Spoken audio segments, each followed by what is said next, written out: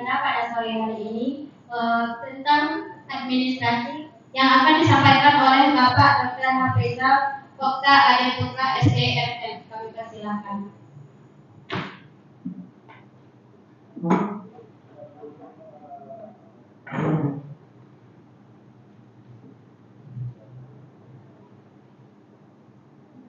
Mana mic-nya?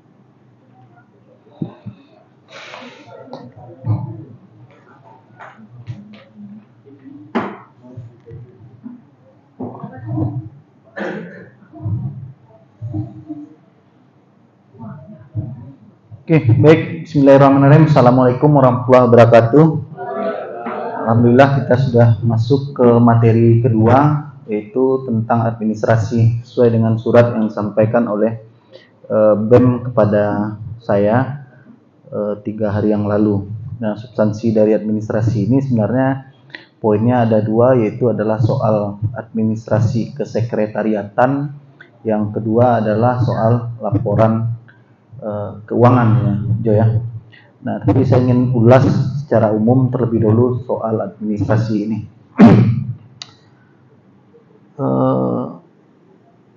Di dalam banyak kasus, mungkin ada yang dari fakultas hukum, kalau di undang-undang korupsi itu kan tidak hanya soal mengambil atau tidak mengambil uang, tapi juga terkadang terkait dengan administrasi yang menyebabkan kerugian keuangan negara. Nah, tapi kan ini materi kita adalah tentang latihan keterampilan manajemen mahasiswa LKMM tingkat dasar. Mungkin substansinya hanya di bagaimana bisa mahasiswa itu berorganisasi dengan baik. Tapi 5 tahun, 10 tahun yang akan datang itu berawal dari kebiasaan hari ini. Kalau biasa baci lapui dari ini, ke depannya itu akan baci lapui. Sama seperti materi yang kita bahas soal komunikasi tadi. Kalau tidak belajar dari hari ini, ke depannya akan semakin sulit karena tidak terbiasa. Sama dengan halnya administrasi. Orang yang sudah terbiasa beradministrasi dengan baik dan benar, biasanya ke depannya itu dia akan lebih baik. Oke, kita masuk ke slide pertama. Ini pemahaman administrasi secara umum. Kalau ilmunya itu sudah berkembang semenjak awal abad ke-19. Dimulai dari hal-hal yang terkait ke tata negaraan, bergeser kepada perusahaan. Waktu itu bergeseran dari, kalau dari sisi ekonominya, ketika masuknya revolusi industri itu sudah mulai ada yang namanya administrasi. Administrasi ini juga dapat dikatakan sebagai suatu bentuk kerjasama. Nah, kenapa dikatakan sebagai suatu bentuk kerjasama atau dikatakan sebagai atau diartikan sebagai kerjasama? Karena dari administrasi inilah orang bisa berhubungan antara orang dengan orang, antara institusi dengan institusi, antara bisnis dengan bisnis, antara pemerintah dengan pemerintah, termasuk antara pemerintah dengan masyarakat, masyarakat dengan pemerintah. Ada kerjasama. Lalu administrasi ini berkaitan dengan bidang atau hal lainnya seperti organisasi, manajemen, kebijakan, hubungan antar manusia, termasuk hal-hal yang saya contohkan tadi. Lalu secara etimologis atau asal-usul, administrasi ini berasal dari bahasa Yunani, administrare, yang berarti melayani atau membantu. Nah, ternyata urusan-urusan administrasi ini dari dulunya sudah disadari bahwasanya ini adalah bagian dari bentuk pelayanan dan membantu hal-hal yang terkait dengan tata usaha atau tata kelola suatu organisasi. Apakah organisasi bisa jalan tanpa administrasi? Bisa. Tapi mungkin itu adalah organisasi yang mungkin tidak terkait dengan ketentuan-ketentuan yang mengaturnya. Di rumah tangga mungkin tidak perlu administrasi. Tapi banyak juga rumah tangga yang membuat administrasi. Misalnya mencatat pengeluaran, mengagendakan kapan liburan, kapan healing, kapan staycation misalnya. Itu bagian dari administrasi. Mencatatkan rencana itu bagian dari administrasi. Menganggarkan pengeluaran 30% untuk kebutuhan sehari-hari, 30% untuk kebutuhan sekolah anak, 20% untuk biaya jalan-jalan, lalu 20% lagi untuk ditabung. Itu bagian dari administrasi dalam bentuk yang lebih kecil, tapi banyak orang yang tidak mengerjakan. Nah, kalau dalam organisasi ini adalah merupakan bagian yang penting, kecuali organisasi yang paling kecil itu mungkin tingkat keluarga. Di rumah tangga mungkin bisa, tapi kalau sudah naik sedikit, misalnya pengurus RT ngurus administrasi atau enggak? Iya kan? Fungsi kematian ada administrasi atau enggak? Disepakati, lalu dibuat aturannya, disepakati lagi, lalu ada ketentuan misalnya masing-masing anggota fungsi kematian harus menyumbang Rp5.000 per bulan. Ketika ada kematian, pengurus fungsi kematian mengantarkan surat pada masyarakat dan seterusnya. Itu pentingnya administrasi yang sebenarnya tanpa kita sadari sudah menjadi bagian dari kehidupan kita masing-masing, mulai dari tingkat yang paling rendah sampai ke tingkat yang paling tinggi. Apalagi sudah mahasiswa, sudah biasa dengan hal-hal yang bersifat administratif. Ketika masuk ke taman siswa, urus administrasi, mengisi formulir, membayar pendaftaran, dan seterusnya. Sampai nanti tamat mengurus surat-surat ketika mau komplain, mau seminar, mau wisuda, dan nanti ketika mengambil ijazah masih ada juga administrasi yang harus diselesaikan. Lalu secara definisi ada dalam artian luas dan artian sempit, tapi sebelumnya saya ingin gambarkan apa sih itu administrasi gitu. Yaitu kegiatan penyusunan dan pencatatan data serta informasi secara sistematis. Penyusunan dan pencatatan data secara serta informasi secara sistematis. Tadi kalau saya contohkan terkait dengan misalnya mencatat keuangan di tingkat rumah tangga, sistematis atau enggak? Iya kan? Kenapa sistematis? Dihitung dulu berapa sih pendapatan, iya kan? Kan enggak tiba-tiba saja, kenapa ini 20%, kenapa ini 30%, kenapa ini 40%. Tadi kalau saya contohkan 30% untuk kebutuhan sehari-hari, 30% untuk biaya sekolah anak, 20% untuk kebutuhan hiburan atau jalan-jalan, 20% lagi untuk saving atau tabungan. Apakah itu angka itu muncul tiba-tiba? Tidak kan? Ada pemikiran yang sistematis sebelumnya yang dihitung berdasarkan berapa pendapatan, berapa biaya yang harus kita keluarkan. Atau sebaliknya, menyesuaikan pengeluaran dengan pendapatan yang ada. Bisa saja misalnya kebutuhan sehari-hari itu diperkecil lagi menjadi 20% saja karena meningkatnya kebutuhan biaya sekolah anak misalnya. Dari 30 menjadi 20, biaya sekolah menjadi 40% misalnya. Itu contoh sederhana yang membuat administrasi itu menjadi sistematis gitu. Lalu ada tadi penyusunan dicatat, lalu informasi. Nah, informasi hasil dari catatan itulah yang menjadi informasi yang membuat siapa saja di rumah tangga itu harus komit terhadap apa yang sudah dicatat tadi. Itu logika yang paling sederhana dalam urusan administrasi ini. Kalau sudah ditetapkan 20% untuk biaya keluarga, biaya kehidupan sehari-hari, maka kita harus komit, mau suami, mau istri, harus komit untuk menjalankannya. Nah, kalau kebentuk yang lebih tinggi lagi, administrasi ini diatur dalam ketentuan-ketentuan yang mengikat. Kalau organisasi BEM misalnya punya ADRT sendiri, kalau perguruan tinggi punya statuta, kalau pemerintahan ada undang-undang, ada peraturan presiden, ada peraturan menteri, ada perpu, kalau tingkat daerah ada perda, ada pergub, ada perwako misalnya, dan yang lain sebagainya. Itu diatur dalam satu bentuk ketentuan-ketentuan dalam rangka bagaimana organisasi itu bisa berjalan sebagaimana mestinya. Lalu untuk menyediakan keterangan dan memudahkan untuk mendapatkan informasi itu kembali.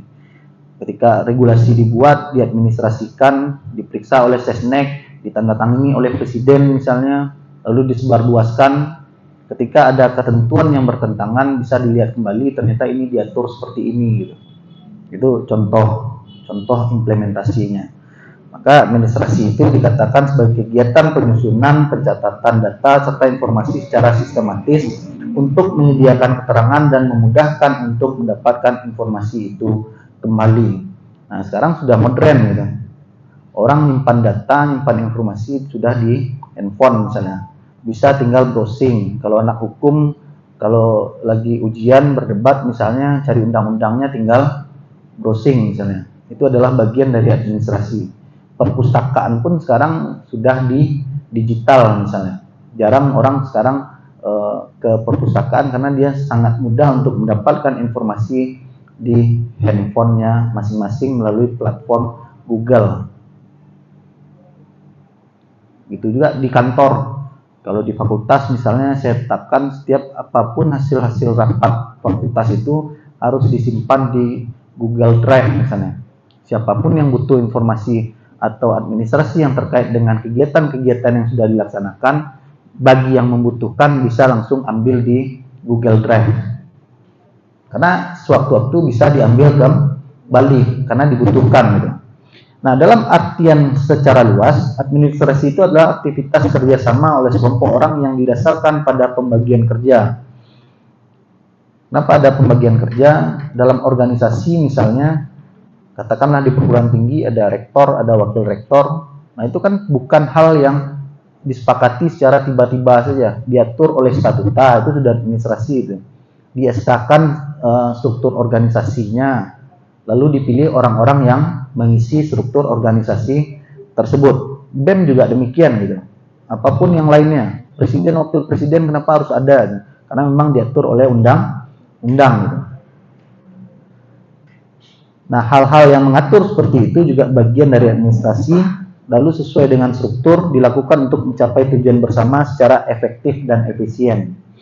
Efektif dan efisien itu bagian dari yang seharusnya dilakukan gitu. Efektif itu terkait dengan waktu, efisien itu terkait dengan biaya.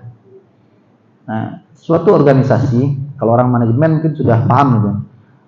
Efektif dan efisien, ujungnya selalu efektif dan efisien, secara efektif dan efisien, selalu itu ujungnya. Karena memang untuk meningkatkan kompetensi, meningkatkan daya saing, kuncinya ada di efektivitas dan efisiensi. Baik itu lembaga yang bersifat private sector ataupun public sector.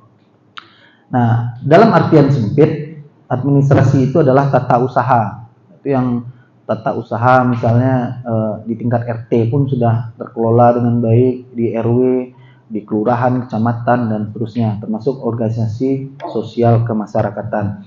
Itu kira-kira poin-poin mendasar tentang administrasi.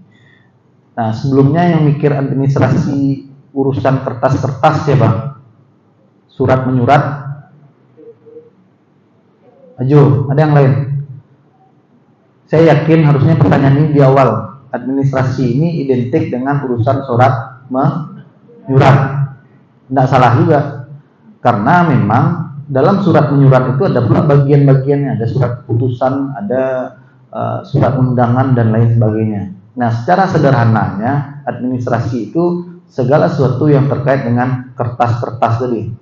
Walaupun dia dalam bentuk secara digital. Nah, isinya lagi, apakah itu yang administrasi yang bersifatnya mengatur, memberitahu, menyampaikan informasi, atau hal-hal yang terkait dengan pelaporan misalnya, itu juga bagian dari administrasi. Kalau di BEM itu mungkin kegiatan LKMM disepakati, ada notulen rapatnya, ada berita acara rapat, diputuskan LKMM pada hari Jumat dan Sabtu tanggal 9 dan 10 Juni 2023, tertuang itu di notulen kan. Setelah itu rapat lagi, siapa, bagaimana kriteria pesertanya, berapa dikenakan kontribusinya, lalu siapa saja pematerinya, diputuskan di rapat, dibuatkan lagi notulennya. Tindak lanjutnya masing-masing narasumber disurati gitu. di surat juga universitas untuk pemakaian ruangan gitu. Nah, itu tata usaha yang berkaitan dengan pengelolaan organisasi untuk kegiatan BEM khususnya LKMM ini. Ini contoh. Nah, itu kan semuanya terkait dengan kertas-kertas kan. Atas dasar apa ketua panitia mengerjakan LKMM ini? Atas dasar keputusan rapat yang sudah ditetapkan sebelumnya. Nah, kalau sudah belajar seperti itu dari sekarang, mudah-mudahan di kedepannya itu akan selamat gitu. Karena tadi di pengantar saya sampaikan tadi, administrasi ini terkadang juga menjebak orang kepada bentuk perbuatan korupsi. Ini kalau sudah jadi pengusaha, ujung-ujungnya politisi kan, jadi pejabat, jadi kepala daerah misalnya, atau ada yang berkarir di pegawai negeri, hanya karena lalai di administrasi bisa menyebabkan kerugian keuangan negara, walaupun dia tidak mengambil 1 rupiah uang pun gitu. Nah, makanya belajar di sekarang untuk tertib. Apa dasarnya untuk membuat ini, lalu apa yang harus dilakukan setelah itu, surat menyurat misalnya. Setelah kegiatan, berarti kan harus membuat laporan kegiatan. Isinya apa, berapa jumlah peserta, apa saja materinya, siapa narasumber yang hadir, outputnya bagaimana. Terakhir misalnya menyampaikan laporan keuangan kepada pihak-pihak terkait. Itu administrasi. Oke, lanjut. Secara tujuan, kalau dia dari tujuan, pertama memantau kegiatan data, membantu organisasi untuk memantau dan memperhatikan kegiatan atau data yang dimiliki. Karena outputnya dalam berupa informasi, kertas ini kan tidak hanya sekedar kertas kan, ada data, ada informasi di dalamnya. Nah, itu bisa memandu seseorang untuk melakukan suatu kegiatan. Kalau tadi saya contohkan BEM misalnya, hasil-hasil berita acara yang sudah ditetapkan itu, yang tertuang dalam berita acara itu menjadi panduan untuk kegiatan ke depannya. Ada juga beberapa organisasi mungkin yang kegiatannya itu hanya berdasarkan kemauan ketuanya saja, tanpa melewati proses administrasi yang sebagaimana mestinya. Nah, sebaiknya belajarlah dari sekarang untuk sadar dan aware terhadap yang namanya administrasi ini.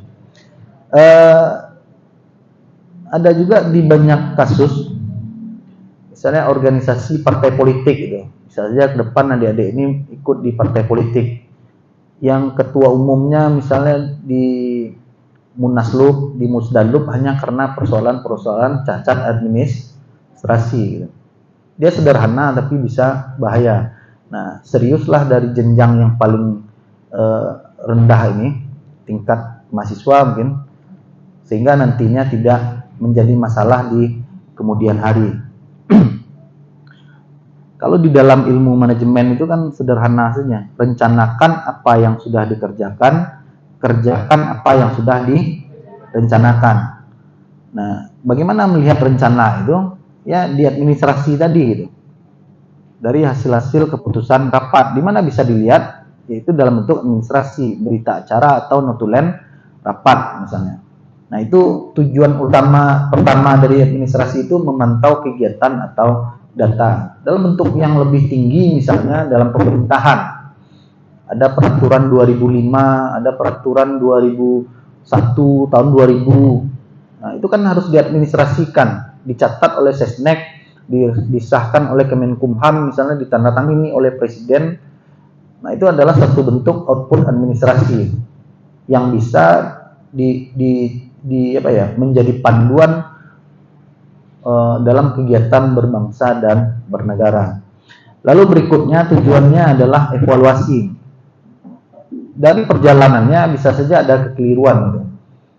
Untuk mengevaluasinya tentu ada yang pernah dengar istilah kusui di jalan balik ke pangka, iya kan?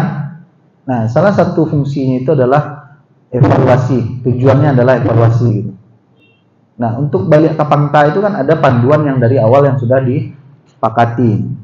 Misalnya evaluasi kebijakan, evaluasi kegiatan, termasuk evaluasi rencana. Merevisi rencana itu kan biasa saja. Ternyata memang tidak sesuai lagi dengan perkembangan zaman dan lain sebagainya. Itu juga dalam program berorganisasi di tingkat mahasiswa. Yang namanya belajar ya ikuti saja proses itu. Kalau bisa buat seprofesional mungkin supaya kita bisa sama-sama belajar untuk profesional. Jangan menyepelekan misalnya aku untuk BEM Apollo karumi itu. Karena kalau biasa menyepelekan itu takutnya terbiasa dan menjadi budaya. Nanti di dunia yang sesungguhnya itu akan menjadi masalah. Lalu berikutnya penyusunan program kegiatan, membantu penyusunan program kegiatan dan pengembangan supaya sejalan dengan yang diinginkan. Oke, itu 3 poin utama yang terkait dengan tujuan administrasi. Lalu berikutnya ciri-ciri terdiri atas kelompok orang. Kalau tadi saya contohkan bahkan untuk rumah tangga pun sudah bisa ada administrasinya. Tidak bisa satu orang pun sebenarnya bisa mengadministrasikan kegiatannya sendiri gitu. Tapi ini kan kita bicara dalam konteks administrasi organisasi. Nah, kalau untuk pribadi ada enggak yang mencatat setiap pengeluarannya? Ini untuk apa saja? Ada kan? Ada yang detail seperti itu. Ada enggak sudah mengisi, kalau dulu kan zaman saya itu orang mengisi buku agenda itu. Dia bikin rencana, hari ini saya ke sini, besok saya ke sana, dan seterusnya. Ada enggak yang bikin planning sampai kayak itu? Atau mencatat kegiatan-kegiatannya? Itu sudah bagian dari administrasi. Tapi kalau bicara dalam konteks administrasi organisasi, itu adalah terdiri atas kelompok orang. Membutuhkan kerjasama dari 2 orang atau lebih, atau berkelompok, atau kelompok dengan tujuan yang sama. Nah, kenapa bisa tujuan sama? Karena dia berada dalam satu organisasi. Lalu menjalin kerjasama, membutuhkan kerjasama demi tercapainya tujuan bersama, memiliki tujuan yang harus dicapai. Tanpa adanya tujuan, aktivitas kerjasama tidak berarti. Lalu adanya proses kegiatan usaha, serangkaian kegiatan usaha untuk menjalin kerjasama dan meraih tujuan. Terakhir, kegiatan bimbingan, kepemimpinan, dan pengawasan. Hal yang tidak dapat dipisahkan dan harus dilakukan. Nah, kenapa ada yang terkait dengan bimbingan, kepemimpinan, dan pengawasan? Karena untuk administrasi itu bisa berjalan, ya terkait dengan struktur yang sebelumnya tadi. Tadi misalnya saya sampaikan administrasi secara arti luas itu adalah kerjasama oleh sekelompok orang yang didasarkan pada pembagian kerja. Pembagian kerja sudah pasti ada yang diatur dan ada yang mengatur misalnya.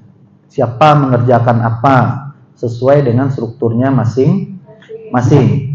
Nah, maka dalam administrasi itu salah satu cirinya juga ada kegiatan bimbingan, kepemimpinan, dan pengawasan.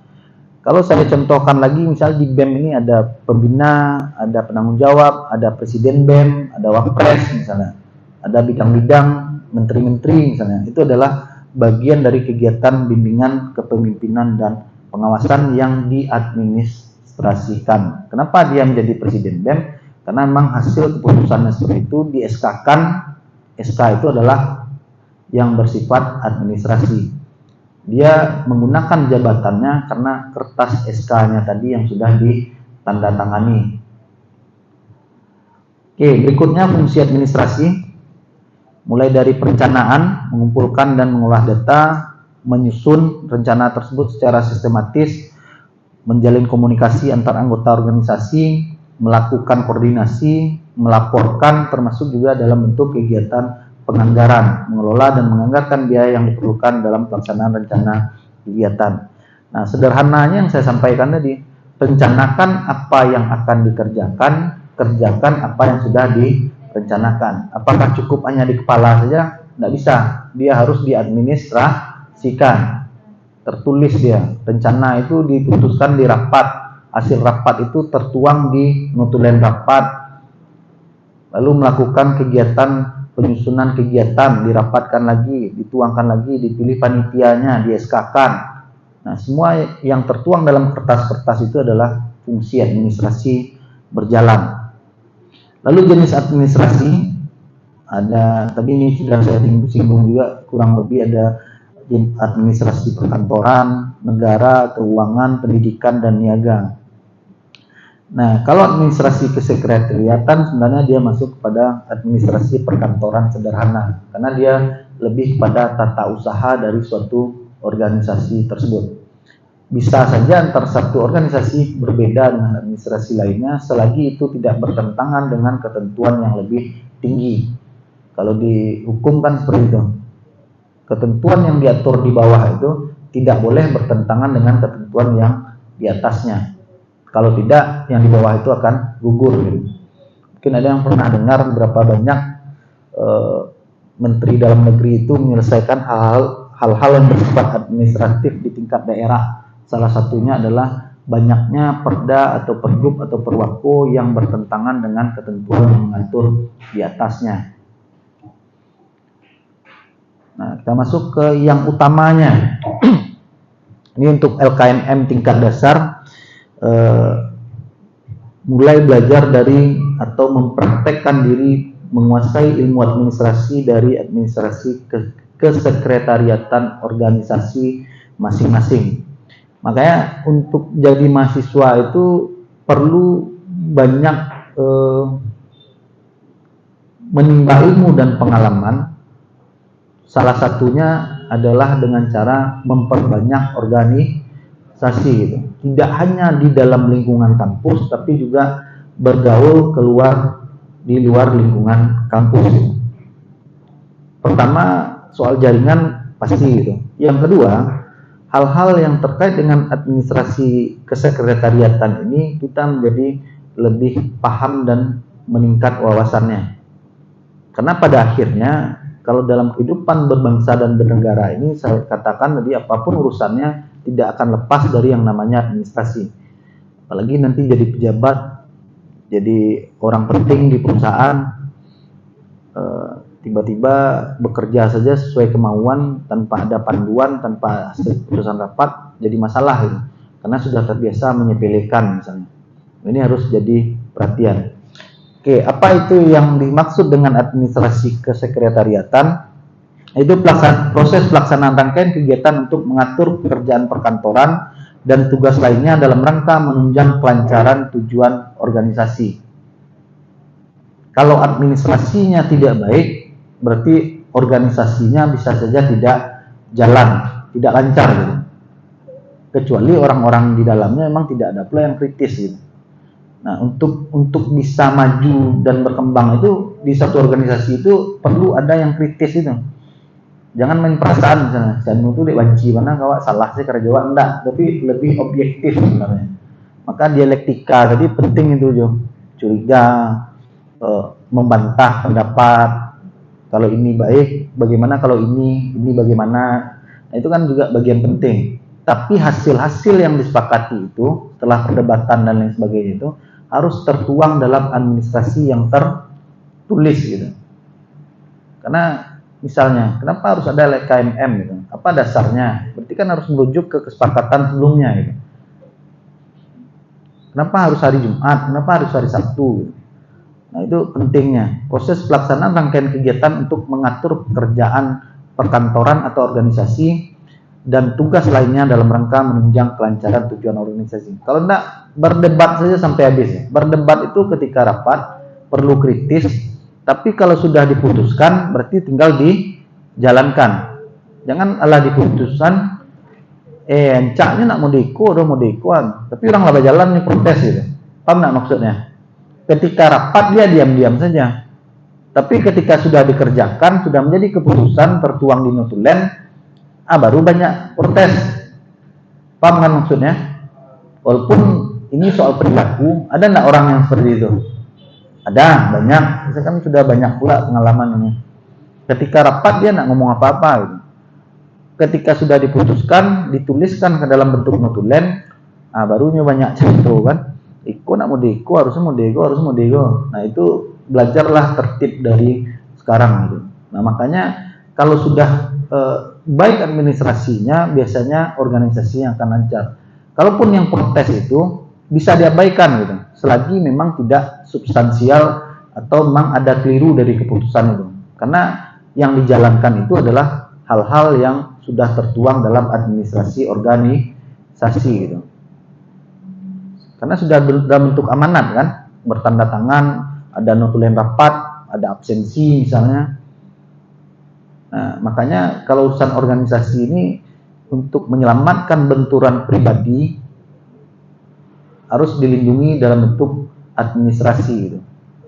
Jadi orang tidak menyerang ke pribadinya. Ketua panitia mengerjakan ini, kenapa dia bisa selamat dari protes yang tidak sepakat? Karena dia hanya menjalankan hasil keputusan organisasi. Apa buktinya? Ini ada notulen rapat tertulis ditandatangani oleh pimpinan rapat, ditandatangani oleh notulen, lalu dilampirkan dengan bukti absensi rapat.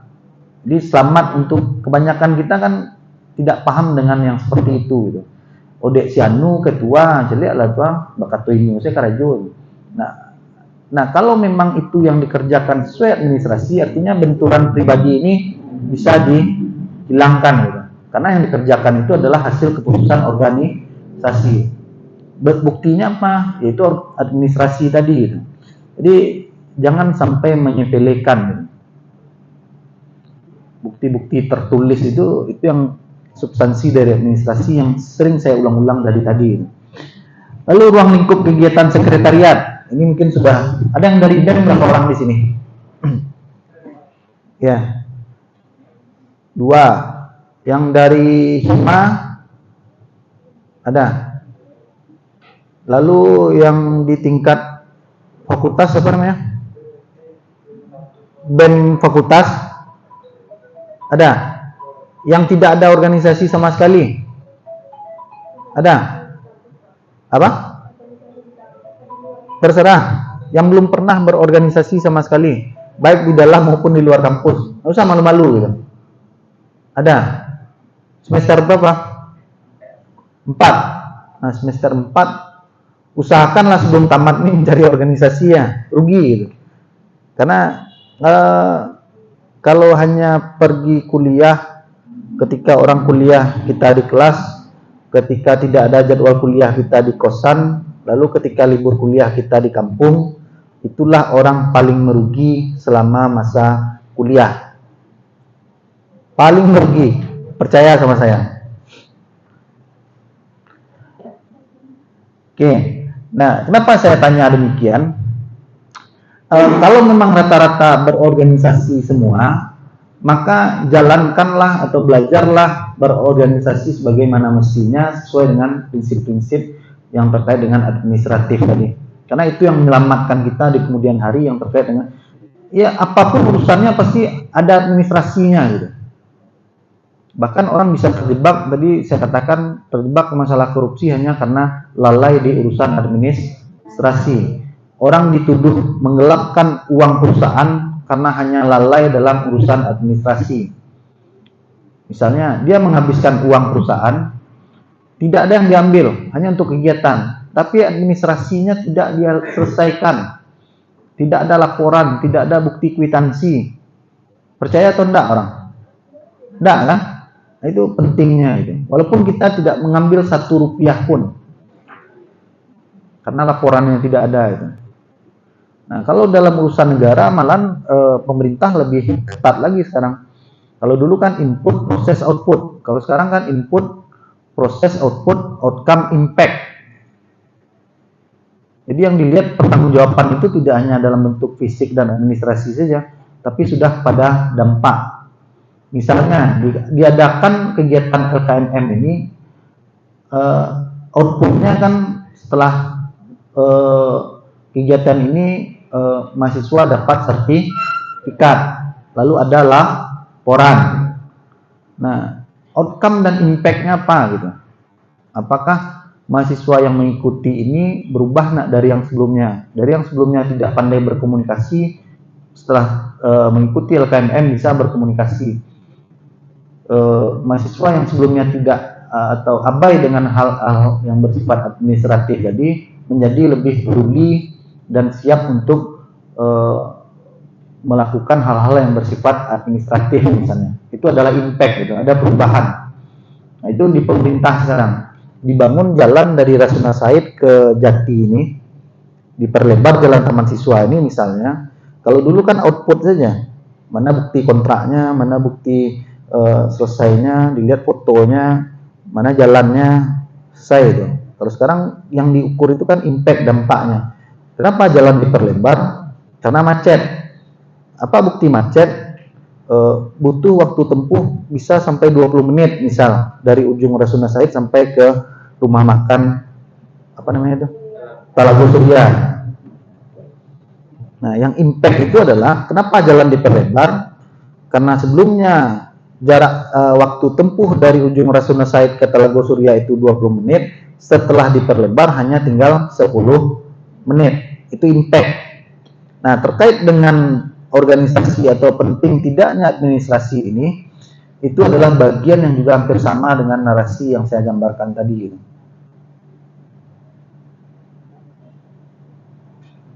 Orang tidak hanya sampai administrasi saja sekarang, sudah sampai impact gitu. Makanya, jadi kalau di logika saya hari ini, ya kenapa administrasi ini di tingkat dasar? Karena itu dasarnya. Karena ke depannya itu akan ada impact yang harus dicapai. Lalu, ruang lingkup kegiatan sekretariat menyelenggarakan pembinaan ketatausahaan, khususnya yang berhubungan dengan pekerjaan surat menyurat. Nah, itu yang tadi saya tanya, siapa yang dalam ruangan ini yang ketika disebut administrasi, ingat pertamanya adalah soal surat menyurat. Karena memang itu yang substansi dari administrasi itu dari dulunya gitu. Walaupun sekarang sudah dalam bentuk digital. Terkadang ada surat itu hanya tidak dalam bentuk apa lagi, hanya ketikan WA saja. Tapi karena sudah konsensus dari organisasi itu ya menerima saja kan. Ada yang saklek, ambo belum terima fisik surenya leng, hanya bentuk digital. Kan ada yang rumit kayak itu kan. Ada juga yang catatan notulen itu hanya dalam bentuk catatan digital, di capture lalu dikirim gitu. Itu kan tergantung kesepakatan, tapi belajarlah untuk bekerja sebagaimana mestinya. Karena kalau untuk panduan pun sekarang gampang gitu. Contoh notulen rapat, tinggal ketik saja di Google. Contoh surat keputusan, contoh surat undangan, contoh surat klarifikasi, contoh berita acara, contoh notulen rapat, iya kan? Gampang kan? Nah, tapi jangan sampai diabaikan juga soal EED-nya. Huruf besar, huruf kecil, membuat kalimat itu juga bagian penting. Pertama, ruang lingkup kesekretariatan tadi saya sampaikan, mulai dari pembuatan, penerimaan, pendistribusian, penyimpanan sampai dengan pengarsipan. Kenapa di surat itu kalau ada tembusan misalnya paling akhir itu arsip? Karena yang kembali ke fungsi tadi untuk pelaporan misalnya, atau ke ciri administrasi yang sebenarnya bagaimana supaya ketika surat itu keluar, ketika dibutuhkan orang bisa meninjau kembali, ketika ada kekeliruan orang bisa melihat kembali. Ada yang lupa kapan terakhir rapat, dicek suratnya tidak ketemu pula kan, siapa saja yang diundang lupa pula, jam berapa tidak ada yang ingat itu. Nah itu administrasi surat menyurat ini sampai ke pengarsipannya, dibuat lalu diedarkan, tidak sampai di sana, sampai ke pengarsipannya. Lalu menyelenggarakan tata hubungan baik secara internal maupun eksternal, kayak undangan rapat untuk pengurus misalnya.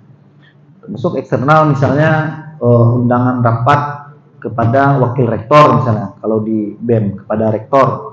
Itu tata hubungan. Lalu menyelenggarakan kepanitiaan, menyelenggarakan pengaturan penerimaan tamu kalau sekretariatnya itu memang aktivitasnya padat, lalu menyelenggarakan tugas bantuan lain yang bersifat menunjang pelaksanaan dan mengkoordinasikan tugas pokok dan fungsi organisasi serta menyediakan fasilitas. Itu ruang lingkup kegiatan sekretariat.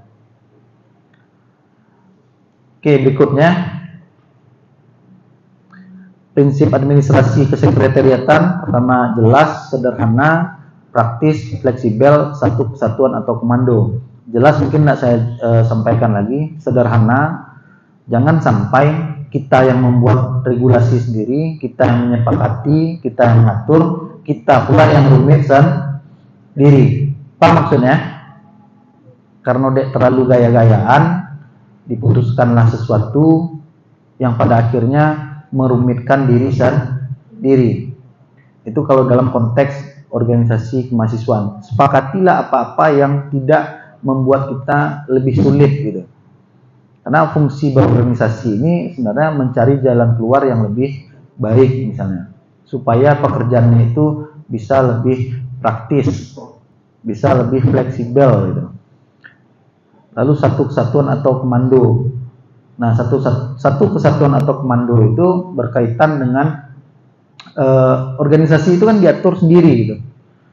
Maka jangan membuat gerakan di luar yang diatur. Apa maksudnya? Hanya ada satu presiden bank gitu. Jangan sampai ada dua pula. Hanya ada satu keputusan untuk satu objek atau subjek tertentu. Nanti di perusahaan A dikerjakan B. Itu tidak satu kesatuan atau komando.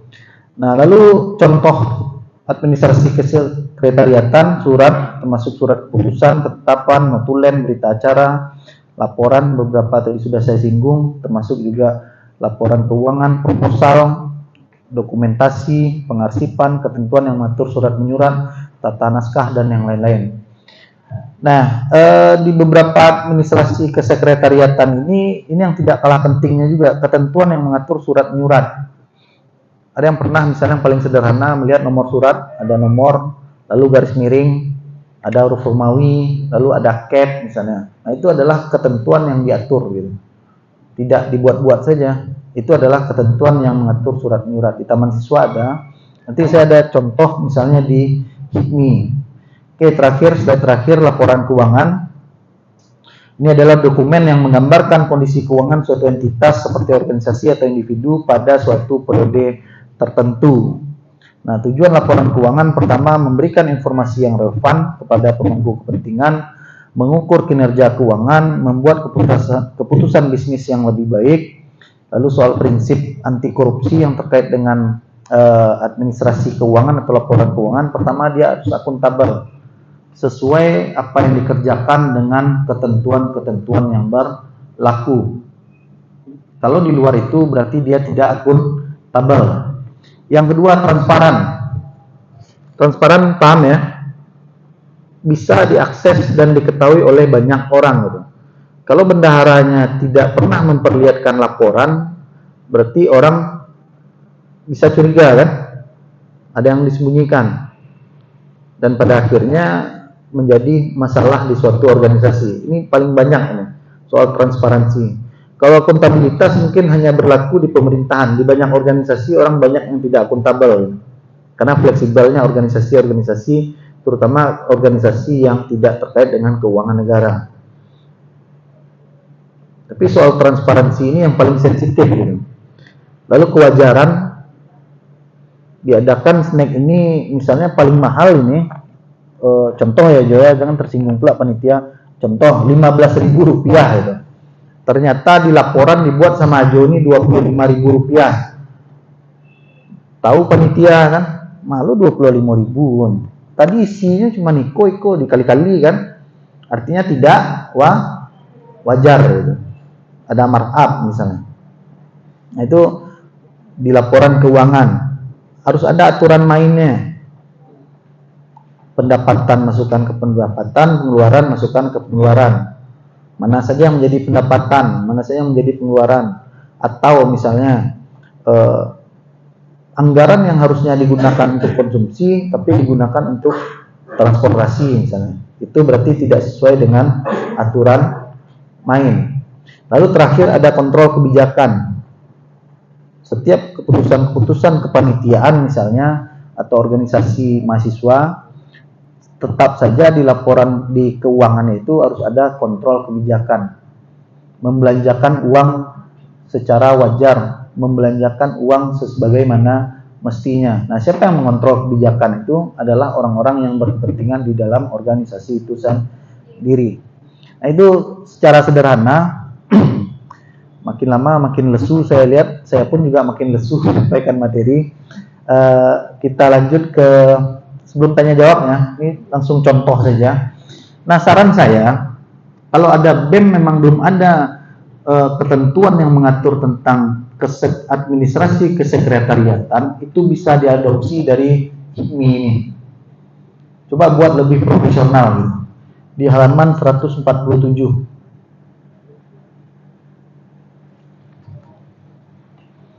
Scroll ke bawah boleh juga. Supaya kencang tarik yang di atas itu. 147.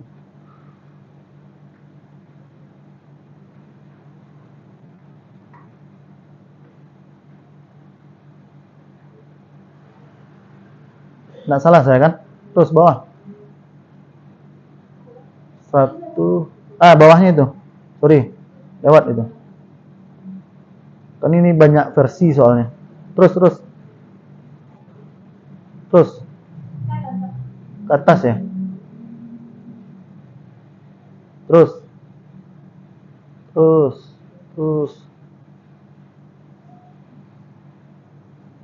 Pelan-pelan.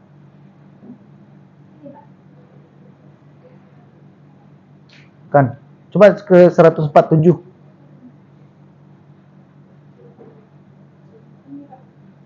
Bawahnya lagi. Pelan-pelan. Terus.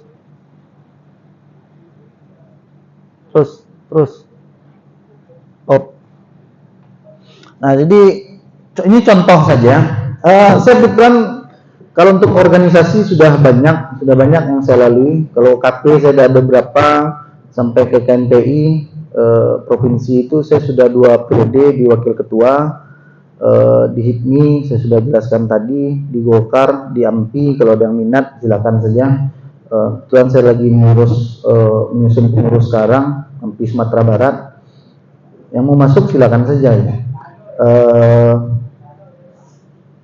Sudah banyak yang saya lihat HIPMI termasuk yang paling tertib untuk urusan peraturan organisasi, mulai dari ADRT diputuskan sebagaimana mekanisme yang berlaku, lalu di dalam ADRT itu dituangkan lebih rinci dalam bentuk buku pedoman organisasi. Salah satunya apa yang kita bahas sekarang yaitu adalah tentang pedoman administrasi kesekretariatan. Oke, terus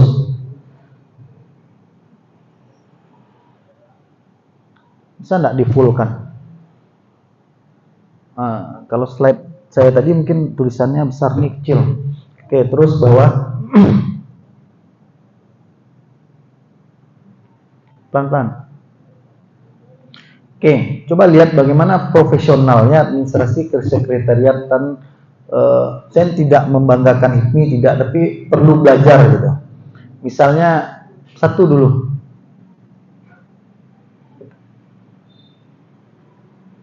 Oke, pendahuluan ini dia jelaskan tentang administrasi kesekretariatan dan seterusnya, ke bawah pelan-pelan. Nah, diatur sistematikanya pedoman administrasi kesekretariatan mulai dari bab 1, 2, terus tata letak bangunan sekretariat, pengelolaan kantor atau administrasi kesekretariatan, ketata usahaan, ketata arsipan, inventarisasi dan dokumentasi, perpustakaan organisasi, keprotokoleran dan penutup. Nah, apa yang saya sampaikan tadi kurang lebih tergambarkan dari contoh kasus ini. Ini diatur mulai dari sekretariatnya, di pusat kota, mudah dijangkau, di pinggir jalan, di lingkungan yang bersih, aman dan nyaman. Nah, ini contoh yang sudah diatur. Administrasi ini kan, ini outputnya nih, PO ini. Sehingga siapapun yang tergabung dalam ini hanya mengacu ke sini saja, tidak membuat improvisasi lain-lain. Itu fungsi administrasi yang tadi saya sampaikan, bahwasanya dia bisa mengontrol agenda-agenda organisasi.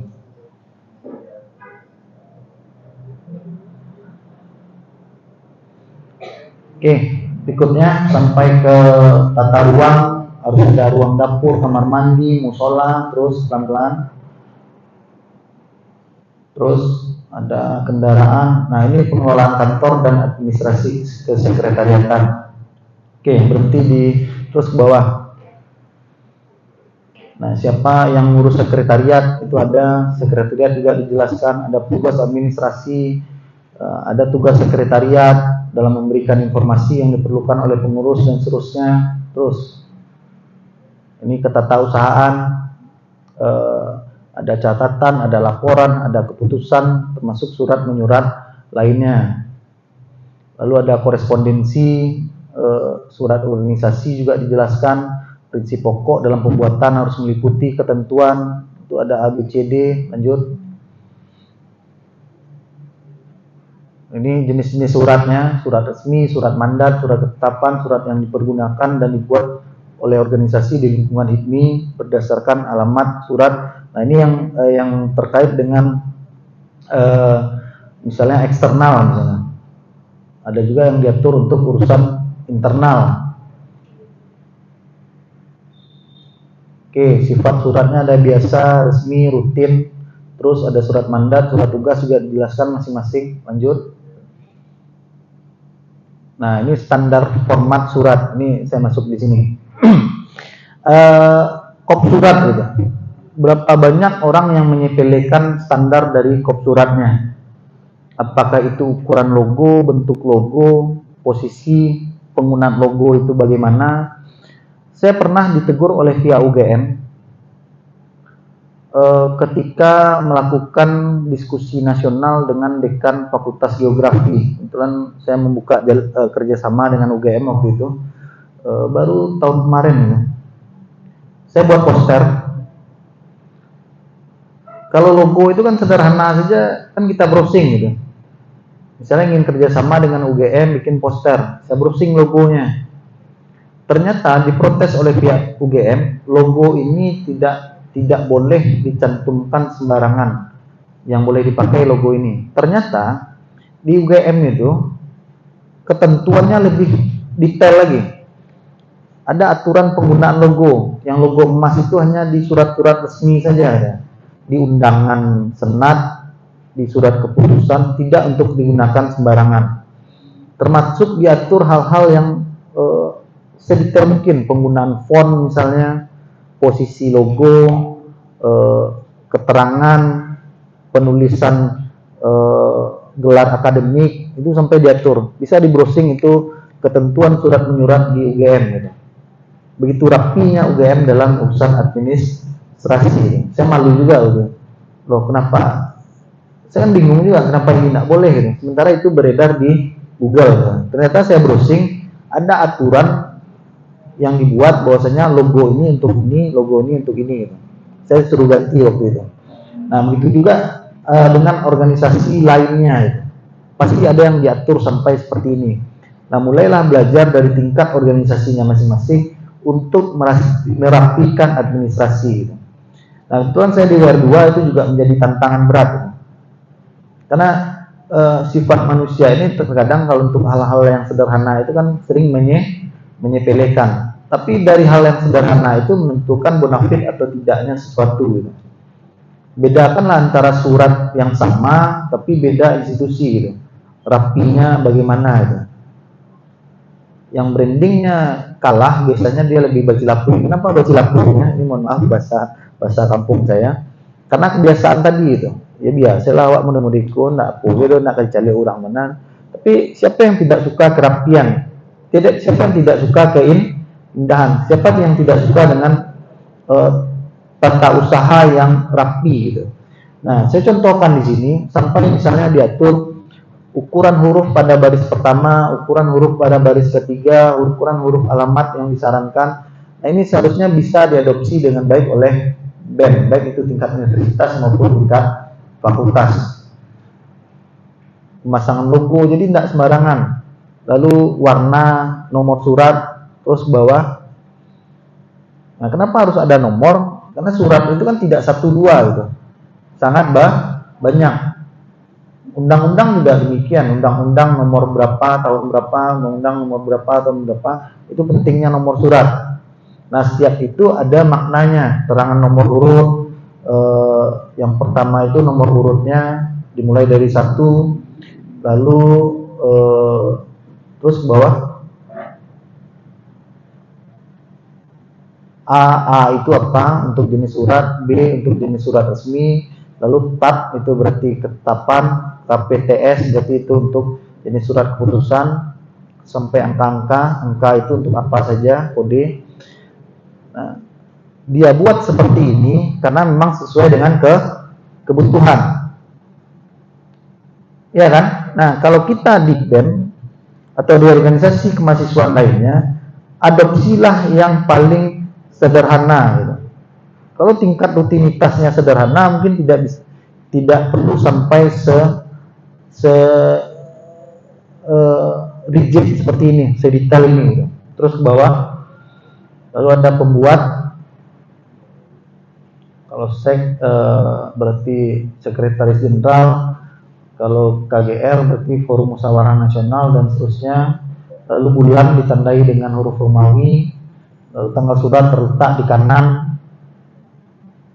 Ini contoh pokok surat, hal permohonan pembicara, lalu terusnya alamat penerima juga diatur, kata permulaan surat juga diatur, isi surat, terus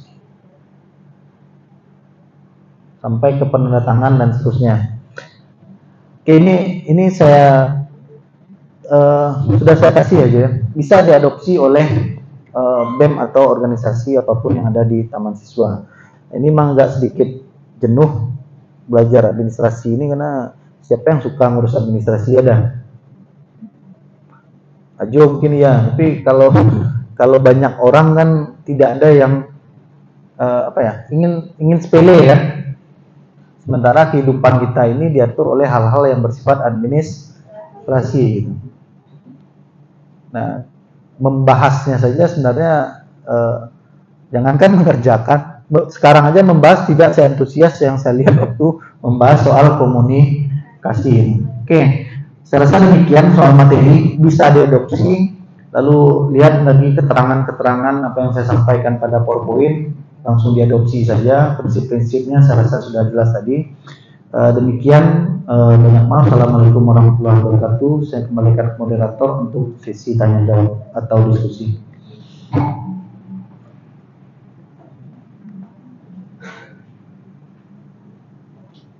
Terima kasih Pak telah memberi ceramah materi tentang administrasi dan memberi kesempatan peserta untuk diskusi dan tanya jawab. Pertanyaan Reza sendiri, Ajo, ini Pak, administrasi yang ribet dan tidak boleh hilang, tidak berefek dengan bisa tersandung dengan korupsi dan berbagai hal permasalahan. Bagaimana mahasiswa saat ini jika dia menjalankan proses surat administrasi, mengerjakan surat menyurat, dan bisa ada kesalahan dalam perjalanan surat menyurat, dan mahasiswa ini kena mental secara briefing atau setelah kegiatan, bagaimana supaya dia tidak kapok mengurus administrasi yang ribet lagi Pak? Takutnya karena dia sudah briefing, banyak kesalahan, banyak keribetan, dibilangnya ribet, nah dia tidak mau masalah administrasi untuk sekretariatan. Gitu Pak. Gimana sih mahasiswa ini tetap maju terus walaupun dia dimarahin, oh ini salah loh, itu salah loh. Nah, harus belajar loh bagaimana sih membakar jiwa mahasiswa. Itu Pak. Terima kasih. Oke, yang lain? Atau saya selesaikan ini dulu?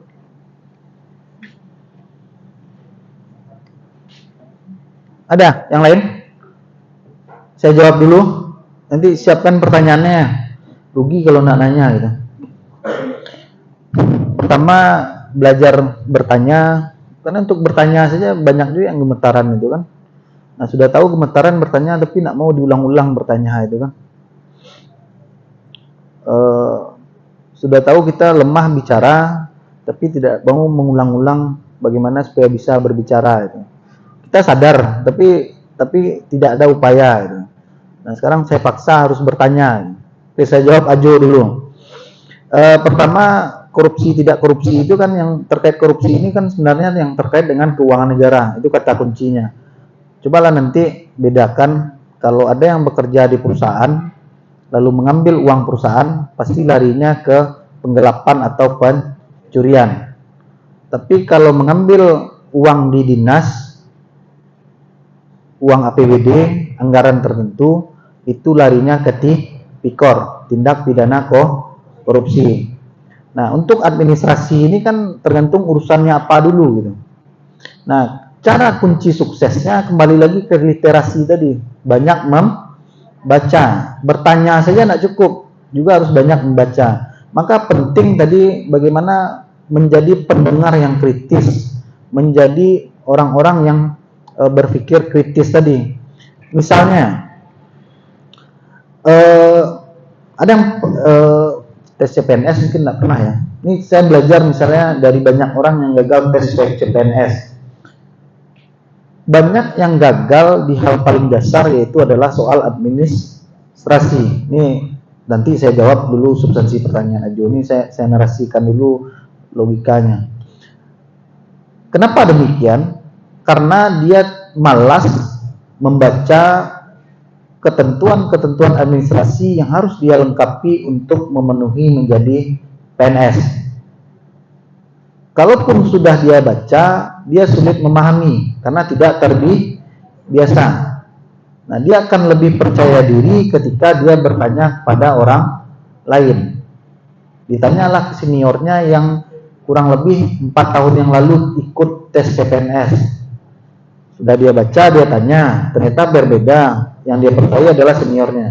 Belum masuk ke tahapan berikutnya, dia sudah gagal di hal administrasi.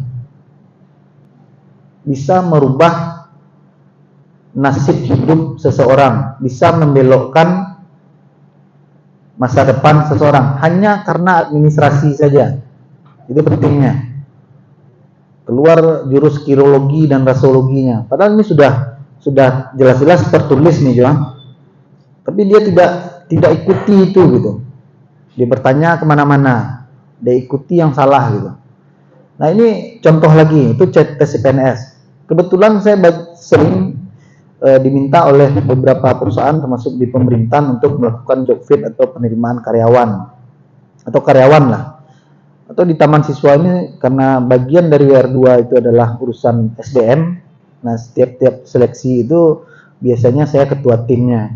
Nah, ini banyak kesalahan. Di pengumuman ada syarat kan? Misalnya dibuka 3 formasi, ada keuangan, ada pemasaran, ada bagian operasional. Yang pemasaran masukkan ke map berwarna merah, yang keuangan masukkan ke map berwarna biru, yang operasional masukkan ke map berwarna kuning. Surat lamarannya. Lalu yang kedua, surat lamaran tidak boleh diketik dan harus ditulis tangan misalnya. Lampirkan berdasarkan urutan berikut ini. 1. KTP, 2. Foto, 3. CV, 4. Sertifikat pendukung misalnya. 5. Pengalaman kerja, 6. Ijazah misalnya. Kan ada urutan itu. Oke lah, nanti terserah apa urutannya. Nah, kebanyakan orang kan menyepelekan apa yang tertulis itu kan. Aku di kota, aku masa ikolonya bikin orang itu. Nah, psikologisnya bagi saya yang menseleksi itu saya terbantu gitu. Misalnya hari ini yang saya buka dulu adalah bagian pemasaran. Artinya setiap yang map berwarna merah, asumsi saya adalah orang yang melamar di bagian pemasaran. Saya kumpulkan dulu. Ternyata saya buka tak kemana-mana larinya. Saya taruh di lantai kan, walaupun IPK-nya 4, walaupun lulusan Harvard, walaupun lulusan apa saja, artinya dia lalai dalam urusan administrasi, tidak mampu membaca dengan baik. Soal komunikasi tadi itu, literasi yang materi sebelumnya. Kan sepele saja itu, gagal hanya karena menyepelekan warna map. Lalu kalau saya sebagai penseleksi, kenapa saya lakukan itu? Yang melamar bukan Anda saja gitu. Untuk formasi yang sederhana itu mungkin yang gajinya hanya 1.800.000, yang melamar itu bisa sampai 1.000 orang.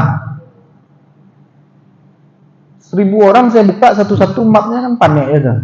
Nah, yang paling sederhana yang saya buang adalah yang tidak patuh terhadap administrasi, karena saya anggap dia bisa nanti lalai atau tidak bekerja sesuai apa yang ditetapkan oleh perusahaan. Itu psikologisnya gitu. Lalu dibuka, saya suruh tulisan tangan misalnya, lalu dia ketik, gugur lagi kan? Gugur. Artinya dari 1000 yang melamar tinggal 500 saja. Bahkan saya pernah menseleksi 800 yang melamar, hanya tinggal 200-an saja. Terbantu enggak saya itu? Terbantu kan? Tinggal 200 ini hanya urusan administrasi yang sepele tadi. Lalu yang 250 ini itu kan hanya yang saya lihat warna map sama tulisan tangan atau tidak, mencantumkan kode atau tidak. Lalu berikutnya IPK minimal sekian gitu. Baru masuk ke tahapan itu. Untuk administrasi sederhana saja sudah gugur. Ternyata pas dibuka itu barulah ketemu IPK. Misalnya syaratnya IPK 3,5. Yang saya temukan di sana 3,25. Berarti gugur. Padahal yang terbuang di awal itu ada yang IPK-nya 4 gitu. Tapi saya kan tidak peduli gitu. Yang jelas dia lalai secara administrasi. Itu kira-kira gambaran pentingnya administrasi.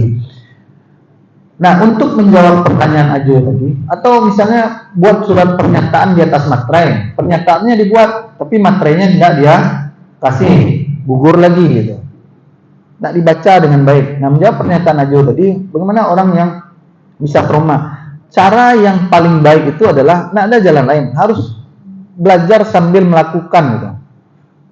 Salah ya perbaiki, salah ya perbaiki. Di mana tempat salah dan memperbaiki itu? Ya dimulai dari bangku kuliah. Tapi kalau sudah selesai dari sini Anda salah, fatal akibatnya gitu.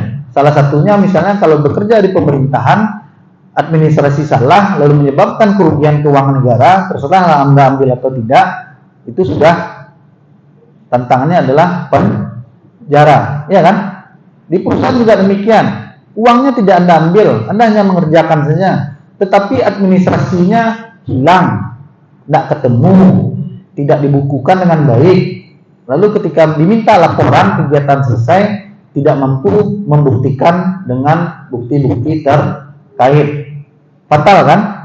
Bisa dituduh melakukan penggelapan dalam perusahaan, atau dikatakan oleh pimpinan itu orang yang memang lalai dalam menjalankan pekerjaan. Yang harusnya mendapat panggung dari kegiatan itu karena berhasil, cacat hanya karena urusan administrasi yang tidak dilaporkan dengan baik. Itu risikonya. Nah, kalau hari ini misalnya salah lalu ada tekanan, nah itu fungsi tadi gitu. Fungsi bagaimana dalam urusan proses perkuliahan atau di bangku kuliah ini, apapun itu coba gitu. Kalau tadi di soal komunikasi, ambil kesempatan untuk presentasi, ambil kesempatan untuk bertanya, ambil kesempatan untuk berbicara di podium. Jangan awak nak bisa, awak nak pandai. Tadi saya juga cerita misalnya soal bagaimana tantangan atau menghadapi tekanan. Tadi studi kasus misalnya soal bimbingan skripsi gitu. Nah, kenapa orang-orang di perguruan tinggi negeri itu daya tahannya lebih kuat dibandingkan orang-orang lulusan perguruan tinggi swasta? Karena tantangannya lebih berat ketika kuliah di negeri gitu. Anak swasta lebih manja, tidak bisa dikeraskan misalnya. Kalau terlalu keras dia mengeluh. Biarlah wak mendeko, biarlah baalai wak mendeko itu yang membuat lebih buruk gitu. Maka berulang-ulang saya katakan, tuntaskan pada waktunya, jangan sampai terlambat gitu.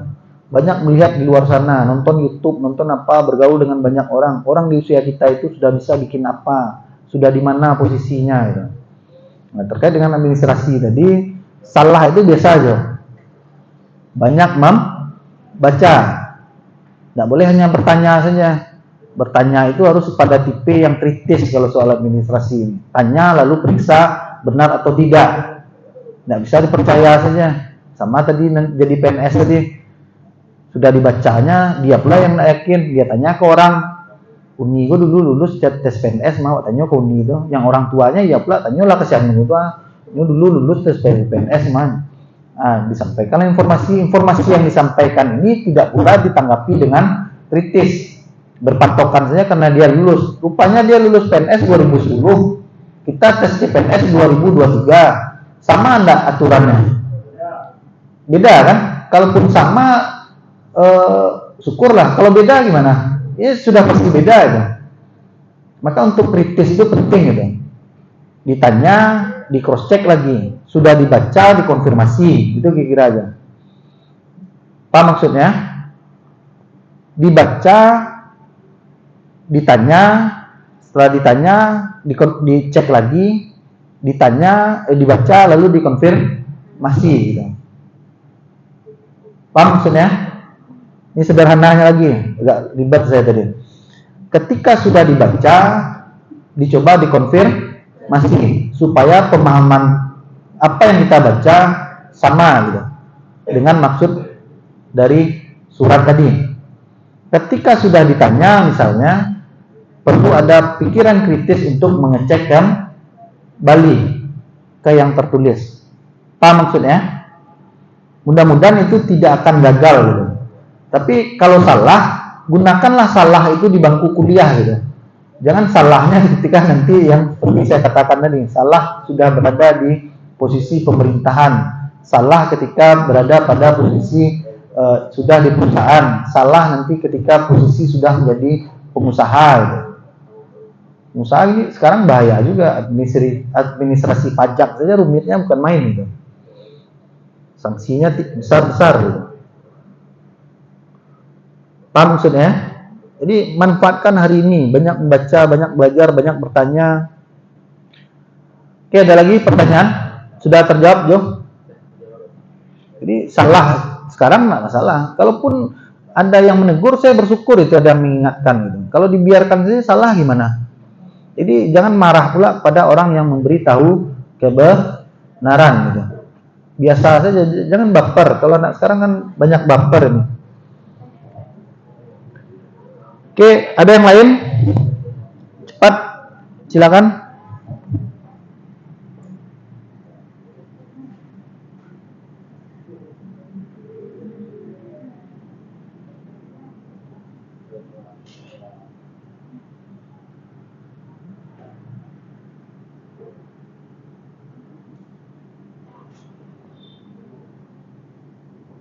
Ayo, satu lagi minimal lah.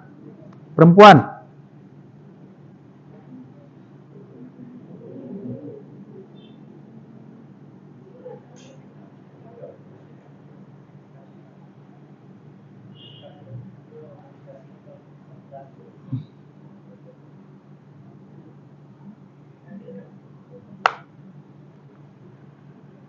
Mohon izin sekali lagi bertanya Pak Al.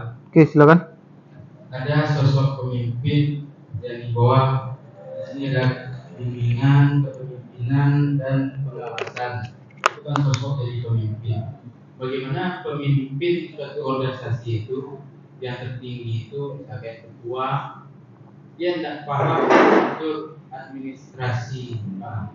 Apa sih kendala yang akan dihadapinya ke depannya? Jika pemimpin itu langsung tiba-tiba tidak paham tentang administrasi, cuma dia pandai bisa mendapatkan suara untuk menjadi ketua. Oke, nah ini banyak juga masalah nih. Rata-rata ini pengalaman saya, yang menjadi ketua umum di organisasi itu adalah orang-orang yang memang banyak uangnya. Ini terlepaslah dari organisasi. Ini saya contohkan saja supaya cepat nih. Termasuk untuk menjadi presiden BEM.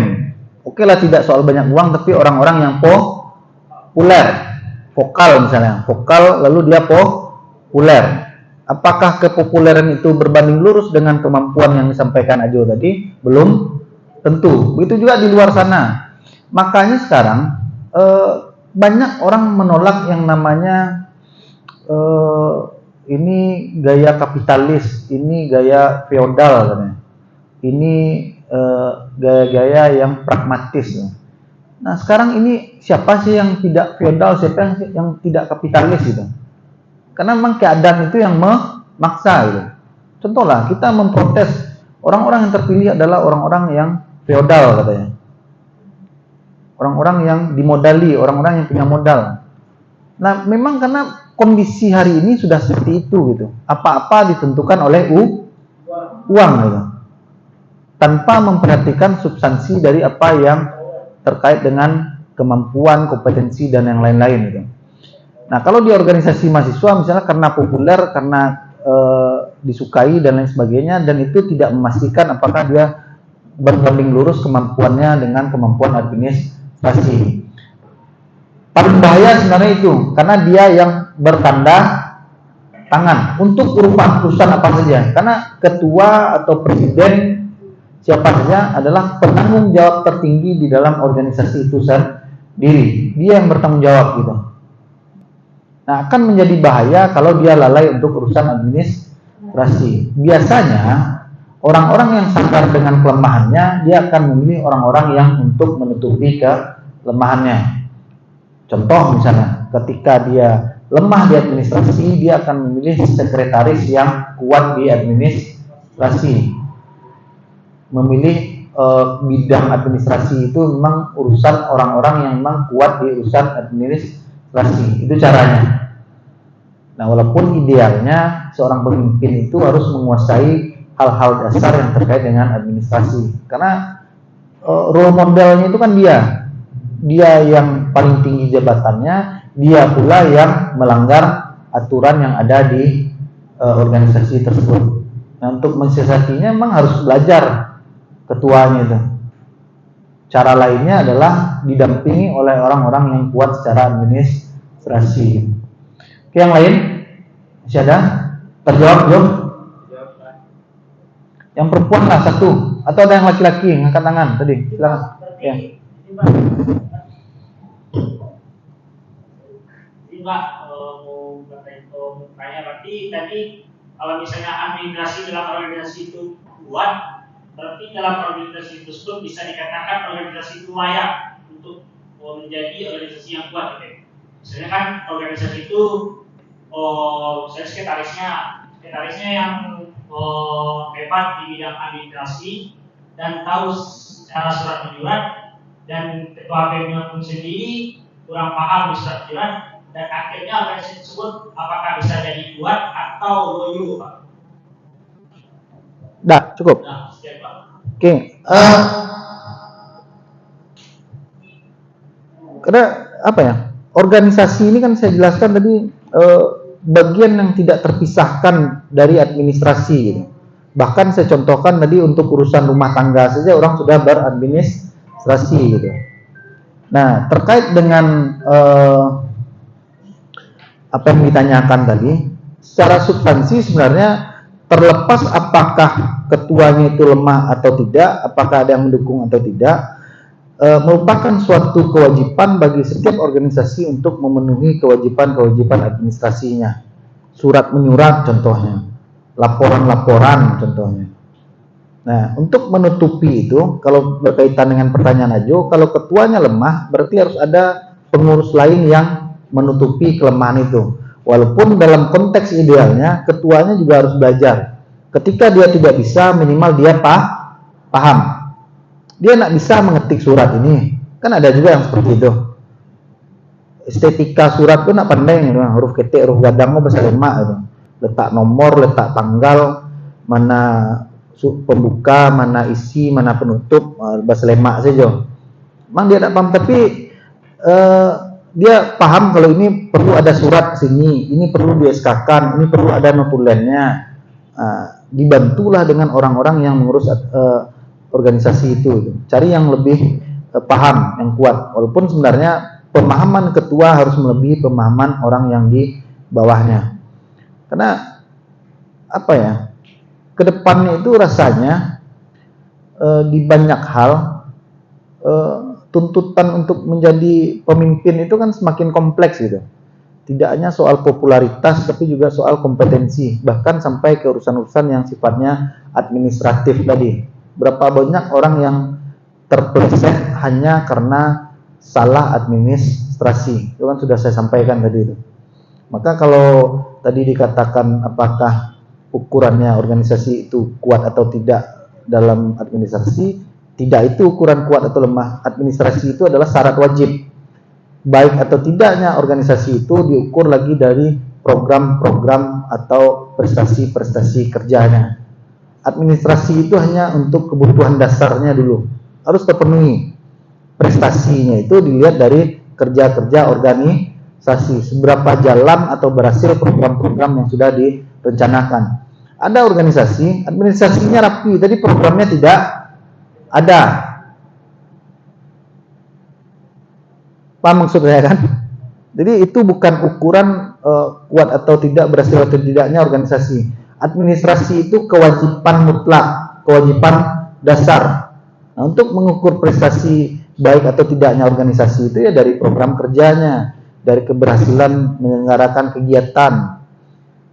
Itu ukurannya. Jadi jangan jadikan administrasi ini menjadi tolak ukur organisasi ini baik atau tidak, karena administrasi itu sudah menjadi bagian kewajiban dasarnya untuk memenuhi.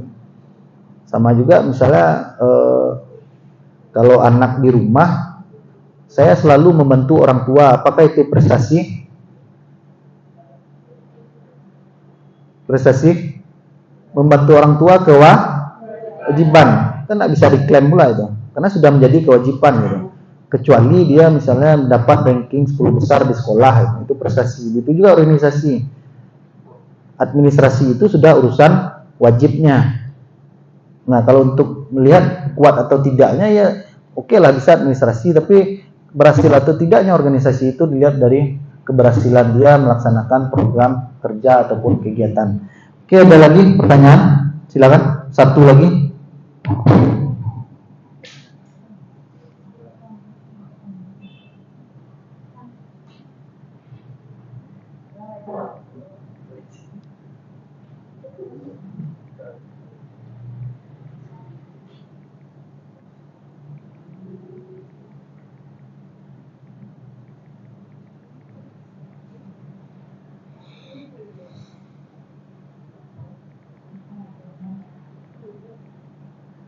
Nah, pertanyaan sekali lagi Pak. Oke, silakan.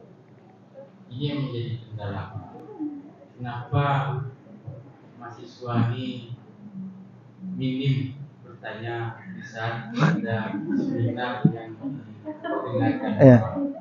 Apalagi tentang administrasi ini yang cukup Iya. Nah, itu yang saya katakan tadi. Jangankan mengerjakannya, membahas atau mendengarkan ini saja ini sudah rumit gitu. Belum untuk mengerjakan itu. Sama seperti ini. Saya kalau sudah misalnya mengurus sesuatu, kamu harusnya kopak ke kantua itu aja. Kalau kantua itu urusan kantua pemerintahan itulah kursi seorang itu. Ini kok kalau rumit lo mah. Ya, seperti itu gitu. Itulah kira-kira gambaran, tapi harus dikerjakan gitu. Memang harus dikerjakan gitu. Nah, kalau malu atau takut bertanya itu kan mahasiswa lagi, mungkin selama saya bicara dia sudah paham, atau sebaliknya tidak ada satupun yang dia pahami lalu takut pula menanyakan, atau memang karena grogi, karena pemalu gitu. Tapi saya ingatkan lagi, pergunakanlah kesempatan itu dari sekarang ya. Ini bertanya itu kan berbicara tadi itu. Ini untuk berdua tadi bisa gitu. Kenapa untuk di forum tidak bisa gitu? Ya, karena tidak terbiasa. Karena yo awak biasa awak mau tahu tahu kawan sih pak. Kalau bertanya di kurang ramai kok malu gitu ya kan. Kan begitu. Nah, kenapa malu? Ya karena tidak pernah diulang gitu, dibiasakan. Itu kira-kira aja. Rasanya bukan soal topik ini. Topiknya berat ya. Berat ini maksudnya apa ya? Hal-hal yang paling malas dikerjakan orang gitu. Iya kan? Hal-hal yang paling malas dikerjakan orang gitu. Urusan administrasi.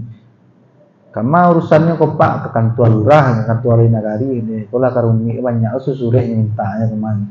Mengitik ikut ngitik itu. Asumsinya kan sudah seperti itu gitu. Tapi itu adalah sesuatu yang wajib untuk dikerjakan gitu. Tanpa administrasi nggak akan jalan, Oke, ada lagi yang lain? Nggak ada Jo, tutup lagi Jo. Oke, demikian saja. Masih ada? Nggak? Kalau tidak ada, demikian saja materi saya terakhir. Sebenarnya ini besok, karena saya besok nggak bisa. Kalau ada hal-hal yang kurang berkenan, saya mohon maaf. Tapi kalau ada yang tidak paham, tadi saya sudah berikan kesempatan untuk bertanya. Saya anggap semuanya sudah paham dan mudah-mudahan bermanfaat untuk mahasiswa. Saya ingatkan lagi, jangan terlambat menggunakan atau memanfaatkan sesuatu yang sebenarnya sudah harus kita selesaikan hari ini. Gitu. Berulang-ulang saya katakan, harusnya kita sudah selesai untuk urusan bicara, sudah selesai untuk urusan komunikasi, sudah selesai untuk urusan mendengar, atau hal-hal yang bersifat soft skill lainnya.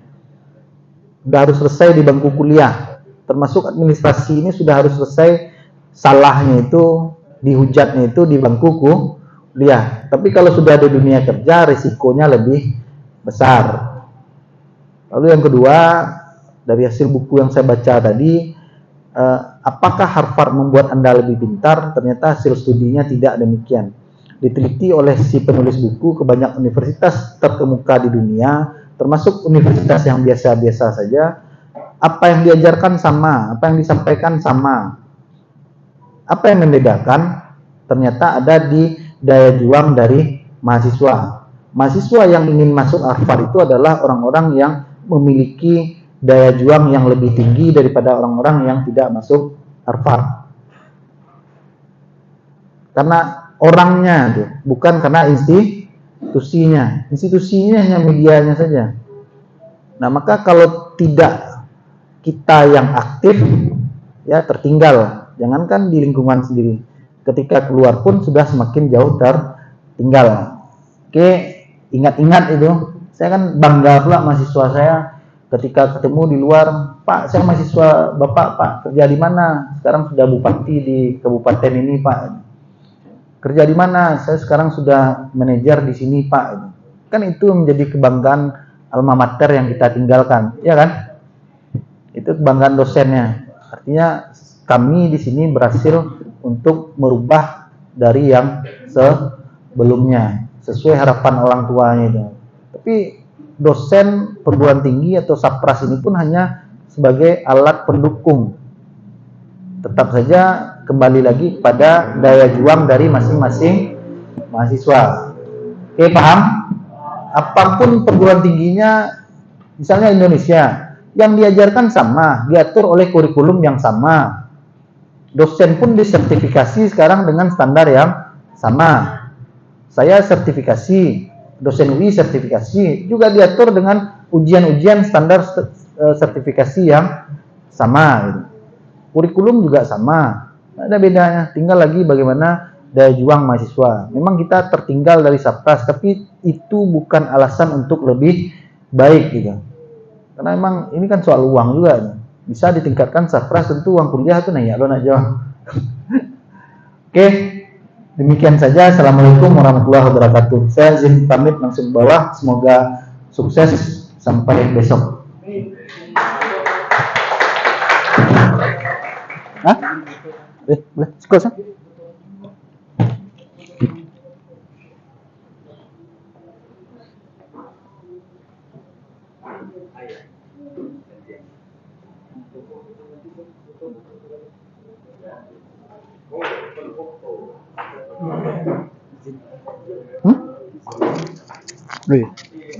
Tadi